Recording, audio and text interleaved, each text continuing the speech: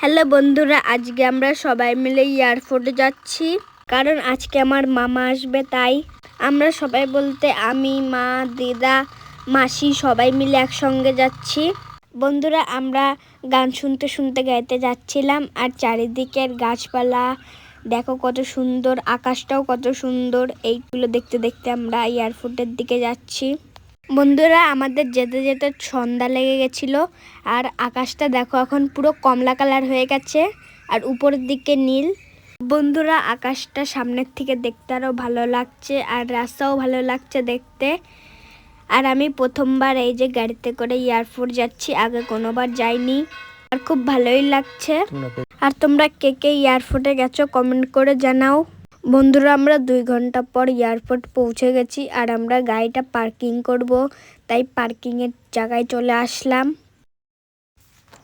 এসে দেখতে পেলাম এখানে তো অনেক গাড়ির পার্কিং করার জায়গাই নেই।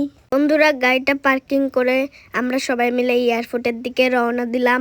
এয়ারপোর্টে চলে এসেছি, আর মামা 8:20 সময় নামবে, তাই একটু ঘোরাফেরা করছি। এয়ারপোর্টে প্রথমে আসলাম, আমার খুব মজা লাগছে। আমার বন্ধুরা, মামা এই 3 নাম্বার এ গেট দিয়ে আসবে, তাই আমরা সবাই এখানে ওয়েট করছি। বন্ধুরা, আর বারে বারে দেখছিলাম মামার প্লেনটা কখন আসবে, আর এই বোর্ডে সব কিছু দেখা যায় কখন আসবে কখন যাবে। আমরা সবাই মিলে এয়ারপোর্টে এসেছি, ড্রেসটা চেঞ্জ করে নিলাম, খুব গরম লাগছিল।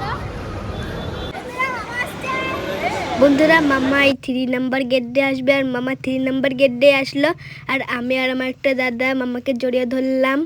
বন্ধুরা, তারপরে আস্তে আস্তে করে মামাকে দিদার কাছে নিয়ে আসলাম, আর দিদা মামাকে অনেকদিন পরে দেখলো, তাই মামাকে একটু জড়িয়ে ধরলো। বন্ধুরা, এখন মামা চলে এসেছে, আর এখন আমরা সবাই মিলে বাড়ির দিকে যাব, তাই গাড়ির কাছে যাচ্ছি।